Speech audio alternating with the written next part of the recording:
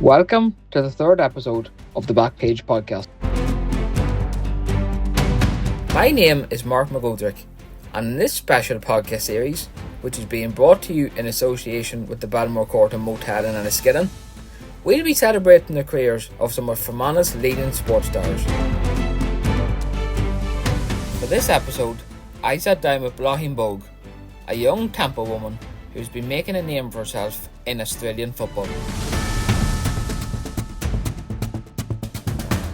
After winning the All-Ireland Junior Ladies Football Championship with Fermanagh, Bláithín signed to play for North Melbourne in 2023. She admits it was a tough move to make. In the airport, I was really upset and I was probably quite scared about the move. Despite her early nerves, Bláithín's career has gone from strength to strength, but Fermanagh will always be her home. I'll definitely be playing for Fermanagh. Just because I'm in Australia doesn't mean I haven't forgotten the Fermanagh girls.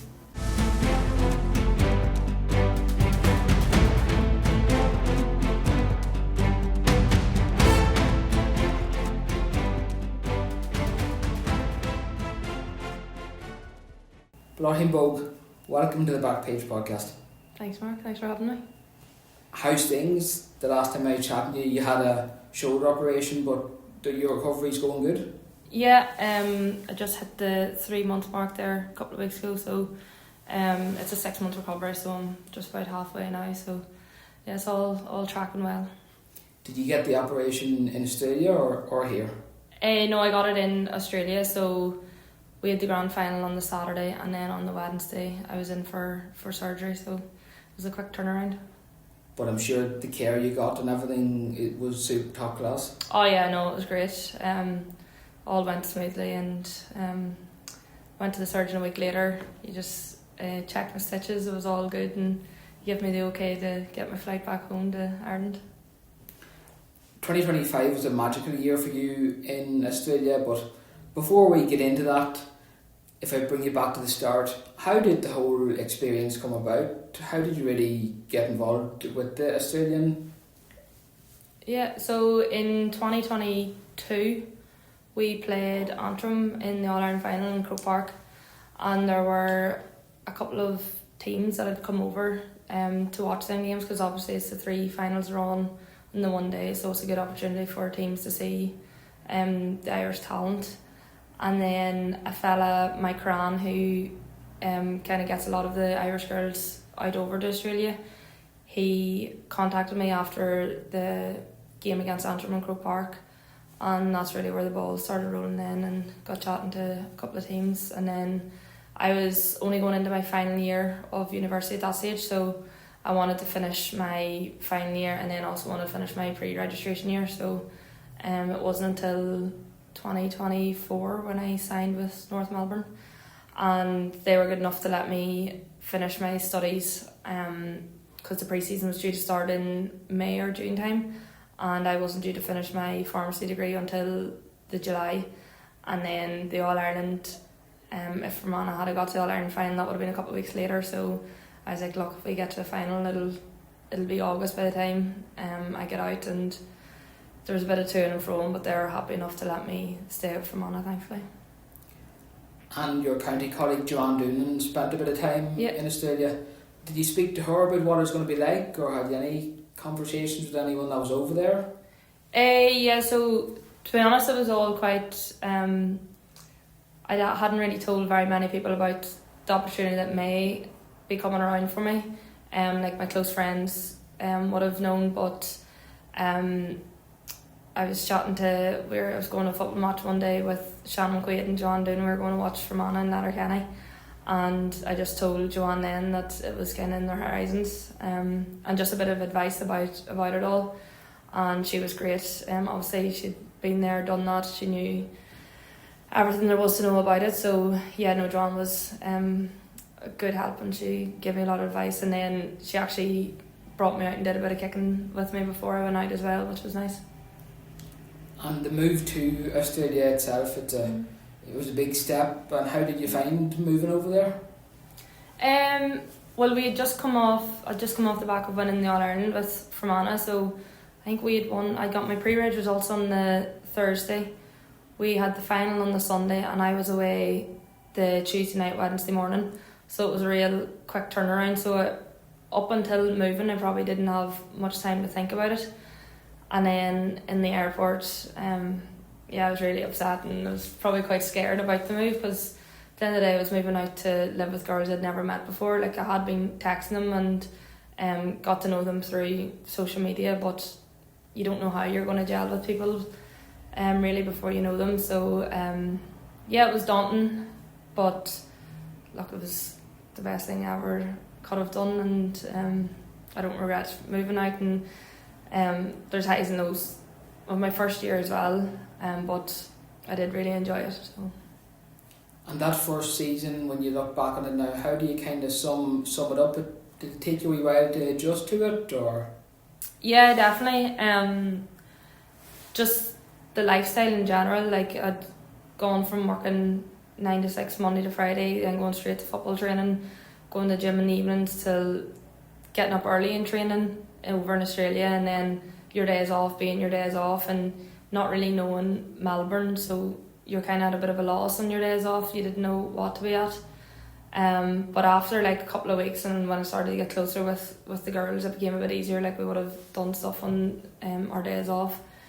And then in terms of like not getting game time in my first season, that was probably tough as well, but I'd missed a whole pre-season, so I really was just learning the game in that first couple of months, so it would have been very hard just to go straight into playing. And I probably worked out better that I took the first year to really learn it, and then come in actually fully ready for it in the second season. And North Melbourne is a huge club, and I suppose just even seeing what the club's about was important, and just getting a feel of it in your first few weeks there. Yeah, no, the club are, like, they're obviously a very successful FLW club, but the biggest thing about them is the culture that the club has.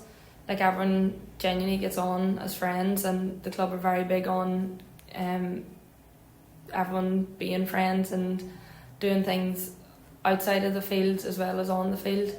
And then even just like the coaches and stuff try to get to know you as well, and to try to make you feel more at home, and they know that it is a big change for you to be moving from a small town in Fermanagh over to the big city of Melbourne. So no, they definitely made the process a lot easier for me. I watched a few games, and it is a serious sport, so physical, so quick. Did you find it kind of a difficult change coming from that GA into this sport? I find the physicality tough. Like, once you get your first tackle, you're kind of like, to be ready for it again. But in terms of the running demands and that side of it, like, we all are pretty fit in Gaelic. Like, the end of the day, it is a running based sport, Gaelic, and there's interchange in the FLW. Whereas we're playing a full 30 minutes in Gaelic, then having a 10-minute break at half time, and then going 30 minutes again, whereas we're constantly coming on and off in AFL. So I think the running side of things were fine. Obviously, when you're getting knocks and tackles, it is tiring. I'd say both sports are both as tiring as each other, but in terms of running demands, you probably have to run more in the Gaelic. And it's a really high performance environment you're in, so maybe to give the listeners a bit of an insight, what's your kind of week, leading up to a game? Are you training every day, or what does your sessions kind of look like? Yeah, I actually get that question a lot. Do you train every day? And my answer is always like, your body can only take so much training. Like, people think that because you're playing a professional sport that you're playing the sport 24/7, but like, your body still needs the rest. So our Mondays, so say we play on a Saturday, we'll be back in the club on a Monday, and we'll do a bit of recovery jog, we'll do skills, and then we'll be in the gym, and then we'll review our game from the weekend. And then on a Tuesday, that's our main session. So we have 2 main sessions in the week. So Tuesday's a long session, so we're normally in the club around 9 o'clock, or before that, on the pitch, say, for 2.5 hours on the pitch, come in, lunch, gym, and then we do a recovery, and then we do individual reviews. So each person sees a coach, and then you review your game with the coach. from the weekend, and then the Thursday session is similar to the Tuesday session, so it's another long day, and then we have our match at the weekend. That's a lot. I suppose the reviews you mentioned, to be able to get that advice and maybe insight, that's, I'm sure, very beneficial to your game. Yeah, no, definitely. Especially when you're still only trying to get the grasp of the game in general. Like, there's things that you may not think that you're doing wrong, but just your positioning, because of how I play Gaelic, it may not be how they want you to be running for the AFL. So every week's you're learning something new, and it's so good that you can do that one-to-one that you wouldn't have the time for in Gaelic. Like, I'm sure if we were playing Gaelic professionally, that's the sort of stuff that we would be doing, like individually reviewing our games, but it's just that we have the time and the resources to do it in Australia. And you mentioned resources. What's the facilities like? I'm sure North Melbourne's really well set up and they have everything that you need. Yeah, that's one of the biggest things when I first came over. I couldn't get over the setup that we had, and then from talking to some of the girls, they're like, if you think this setup's good, wait till you see some of the other clubs, because we probably wouldn't be one of the bigger AFL clubs, in terms of like the men's football. So the bigger the following teams have, the better their facilities seem to be, because the more support and the more money that's generated by the club. But to me, we have all we need, and I didn't think it could get much better. So. And just going back to the training aspect, you mentioned the recovery, and how important is nutrition and stuff to get yourself ready to be the best you can be? Yeah, so we have a dietitian, Sophie, that is at most of our trainings, and then she'll be at our game day. So she has everything set up for snacks throughout training or snacks before game day. We have beetroot shots, pickle juice, all to get the blood flowing and to stop us cramping and things like that. So everything is there that you need. Even like we would have had chats before the season started about fueling properly for the early morning training sessions. Because say we get up at 6:30, 7 o'clock, we're having our breakfast, but then we're not on the pitch until 10. So she be telling us that we need to eat more when we actually get into the club. So there's a kitchen in the club, and she has things set out for us that we can eat at before we actually get out onto the pitch, so that we're properly fueled. This episode is proudly supported by Belmore Court and Motel, Northern Ireland's original motel, offering a true home from home in the Fermanagh Lakelands. From the trails and lakes to cheering on our incredible local sporting talent, we believe looking after what matters. Our guests, our community and our environment is always worth celebrating. Find your perfect stay at motel.co.uk.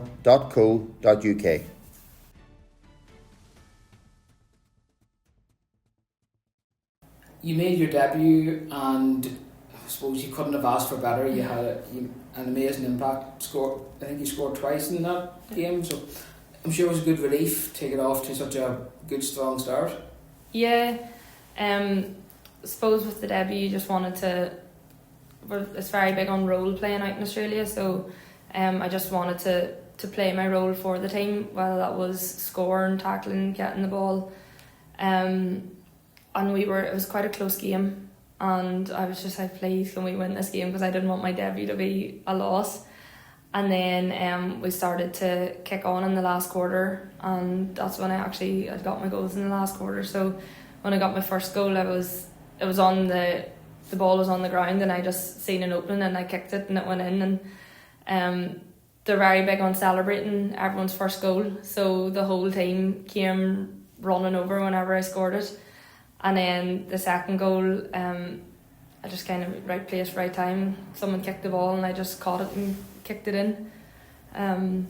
They're big on the stopping for the mark, but I never stop for the mark because I'm so used to playing in Gaelic, just getting the ball and running on. So when I caught it, I just kept going and kicked it in. And I suppose before you made your debut, the club released a nice video of you, of your family, and I'm sure that's memories that will last for a long time. Yeah, God, yeah, I didn't think I was going to cry at it, but so obviously because they're big into like the social media and like they want everything to be like a surprise, and they had contacted my family without telling me, so I didn't actually know I was debuting. So the I knew the team was being announced that day, and a couple of the girls had like come up to me and been like, "Oh, like you nervous for like team selection or stuff like that?" And then I was like, "Oh, I don't know," because I didn't want to. I had no idea that I was going to be playing. So, when the girls were saying, "Are you nervous?" I was like, "Oh, maybe if they think I'm playing, maybe I will be playing." And then Croc put up. He's our head coach. He put up on the big screen, and I could just see Dad's face, and then. I don't know, I just got so emotional, I just started crying. I think it's because I hadn't seen them in it must have been 4 or 5 months, and just to see them up on the screen, it was quite nice. And your family, how big of a support have they been throughout your journey and your career? I'm sure they've been a massive help to you. Oh yeah. They all got up every week to watch the games. Like even on the Friday games, obviously we would have been playing at night time, but it would have been morning for us, so they all would have been going to work and getting up at 5 or 6 in the morning to watch the games and then going straight to work. So nothing was going to stop them from watching the games. But I think they enjoyed getting up and watching them. Like I think they knew that I was enjoying it, and they enjoyed seeing me enjoy playing. But Mum and Dad and my sister Sharon also came out to Melbourne to watch a couple of games. And Kayla, I think, is going to come out hopefully this year, and then Tiernan's, he's out in Sydney at the minute, so I'm sure he'll come and support this year. You had a phenomenal season individually, and did you ever expect it to go quite as well as it did? No, definitely not. To be honest, I going out to Australia last year, I just really wanted to get a game and wanted to debut. Ideally, I would have liked to debut first round, but you just don't know how they view you, or you just have to keep working as hard as you can and hope that they see something in you. And thankfully, first round they did see something in me, and they played me. And then from then on, I just tried to keep my place in the team. Like each week, it was just trying to keep my place in the team. I was never thinking of getting an All-Australian or anything like that. It was just keep doing your roles so that you're getting the text on the following Wednesday that you're on the squad again for the next game. So yeah, it was such a shock whenever to be nominated in general, but then on the night to get called out for an All-Australian was mad. What was that night like? I'm sure it was just magical to be there and to see all the different players, and then obviously to be named on the squad. Yeah, so it's like I wasn't expecting to be there at all, and then obviously when you get nominated you get invited to it, but I wasn't expecting anything. Like I was telling Mum and Dad on the phone, like not to be expecting anything from it, because genuinely didn't think I was going to be getting one. And then so you actually know before the TV coverage, you're actually told beforehand that you've got one. So one of our staff, when we were walking in, she was like, "Oh, have you told your parents to tune in to watch it?" And I was like, "No, why would I do that?" Like it's like 5 in the morning, and she's like, "Oh, maybe just tell them to tune in." And I was like, "No, I'm not making them get up for nothing." And then our head of FLW came over to me at the table and was just like, "Congratulations, you've made the All-Australian squad." And then she's like, "At 7 o'clock you need to go behind the stage to be presented your blazer and then walk out." So it's incredible. And to get to the grand final, I suppose that's the pinnacle really. And to go on and to win it and get over the line must have been a massive relief to everybody in North Melbourne again. Yeah, we played Melbourne Demons on the week before, and it was a really, really close game. They were actually leading the whole way, and then we pulled through in the final quarter. Some say we might have stole it from them, but that was our toughest game that year. And then I think because we had such a tough game, we knew that we had it in us to fight right to the end. So obviously there was still a bit of nerves going into the final, but probably the game before gave us a bit of confidence that we had it in us. And then honestly the final was such a blur, I can't even remember any parts of it. I just know that we were a goal down at the start, and then we just kept kicking goals, and yeah, we ended up winning. I was happy enough. And I spoke to you after what you described as the Mad Monday celebrations. Oh my God. And was that on Mad Monday? Did you ring me up? You might have lost your phone as well. Oh yeah, that was the day after Mad Monday, yeah. And what was the celebrations like? Oh, they were crazy. God, them girls can really drink. Like, I thought the Fermanagh girls could drink, but they just did not stop. Straight after the game, so the game's quite late. I think it was at 7:45 maybe on Saturday night. And they're long games, so by the time we had finished up and left the actual grounds, it was probably 11, half 11. So we'd started pretty late that night, and then it went to the early hours. And then the next day we had a fan day at like 12 o'clock or something like that, so we had to be in the club for 12. And then it was straight to the pub after that. And then it's just an Australian tradition that every team has either a Silly Sunday or a Mad Monday. So, and it's always themed. So we had our Mad Monday, and then on the Tuesday we were at Croc, our head coach's house, for a barbecue. So yeah, it was all of it. Busy few days. It was a busy few days, yeah. You're a very popular member of the community here in Fermanagh, and your success got a massive reaction.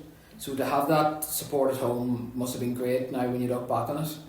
Yeah, the support at home was actually quite overwhelming, to be honest. The amount of messages I had received from people was mad. I'm so appreciative of it all.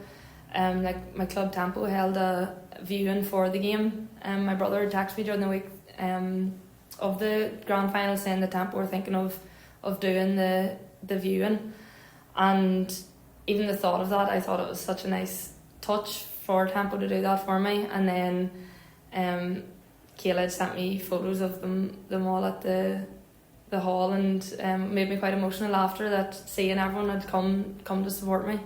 Because you just don't when you go out to Tralee, you don't think that, not that people don't care. Like, I know people close to me obviously care that I'm out there, but I didn't think it would bring as much attraction as it did, and I'm honestly so grateful for all the support that everyone's given me, and I hope I keep doing everyone at home proud. Since you've been home, I'm sure you've been following Fermanagh Ladies. Yep.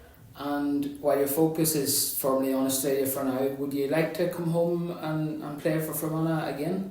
Oh yeah, I'm actually still out with Fermanagh. Like, I'm still in and around the setup.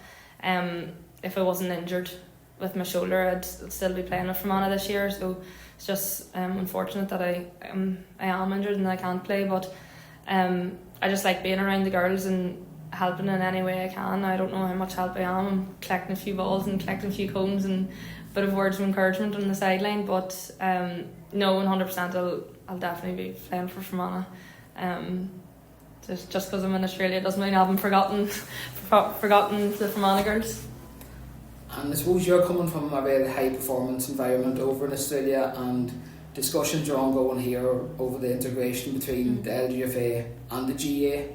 And how important do you think that will be to just get the same standards and give the maximum support to the ladies game here in Fermanagh and right across the board? Yeah, I think that's going to be an ongoing debate until it actually does happen. Now, I don't know when it'll happen or if it'll happen. I think there was last year, maybe there was more talks about it, but it kind of seems to have been put to bed a bit at the minute. But like, obviously from a girl's perspective, I would like them to join up. Like, just with pitches and things, facilities like that, it's hard for us to be, training on a 4G pitch every week, twice a week, and then going out onto a grass pitch. And to be honest, we're grateful that we even get a pitch to train on, but like, injuries can occur because you're playing on a 4G pitch and then going on to a grass pitch, or even just sometimes you think you're flying fit on a 4G pitch and then you go onto a grass pitch and it's just a different story. So ideally we'd love to be playing on grass pitches all the time, or even getting to play in Brewster Park. And I understand that there is a lot of too much traffic on one pitch can ruin a pitch, but I'd say I could count in one hand how many times I've actually played in Brewster Park while playing with Fermanagh. So we don't even have a pitch that we're constantly playing on for home games. Like, we're asking clubs, can we use their pitch? I think the first home game we had was in Tempo this year, and then was Adelaide. I think the next game is going to be in Canolly. So it's just a constant change, and it's hard to get used to at the end of the pitch is a pitch, but it would be nice to be playing somewhere that you're familiar with, and that you know that you can put up a good performance in. And especially for the younger girls coming behind, you want them to have the best standards and the best facilities, that for them to be able to push on and achieve what the like of you have achieved. Yeah, that's true as well. But you know, a lot of us are just happy to be playing football, and like this debate goes on a lot, but all we need is a pitch and 2 goals and a good training changing room, and we're happy enough. So people can go back and forth about this debate. To be honest, I don't have too much of an opinion on it. I just want a pitch, and a grass pitch, and 2 goalposts that we can prepare as adequate for the weekend as we can. You're a real inspiration for what you've achieved, and I'm sure a lot of young girls are looking up to you. What advice would you maybe give to someone who wants to get involved in AFLW and compete at that top level? Yeah, I just think put your full heart into everything you're doing at home. Like, the only reason I'm in Australia is because of Gaelic, and when I was playing Gaelic at home and in everything I do, I put my full heart and soul into it. I don't want to have, any regrets at the end of a season or after a game. If there's running sessions to do, I do the running sessions. If there's gym to do, I do the gym. I just feel like you need to put your full dedication into something to get out of it, and like everything in life, you get out of it what you put into it, and there's no real science behind it. It's just do it. That's good advice. And you're obviously home at the minute, but are you still in contact with your teammates and stuff out in Australia? Yeah, I be in contact with the girls quite a lot. I would text quite a few of them every couple of weeks, and then with our coaches we have to do 3 running sessions a week and 3 gym sessions a week. So ideally they'd obviously like me out there doing it with the team because they're all training together in the off season, but they're happy enough for me to be at home and working at home and working away at my training and my gym. And you're just after a very big season, but are you confident there's more good things to come for Bláithín Bogue and North Melbourne? I hope so. Like, obviously I don't want just to have one good season. I want to keep pushing on, I want to keep getting better.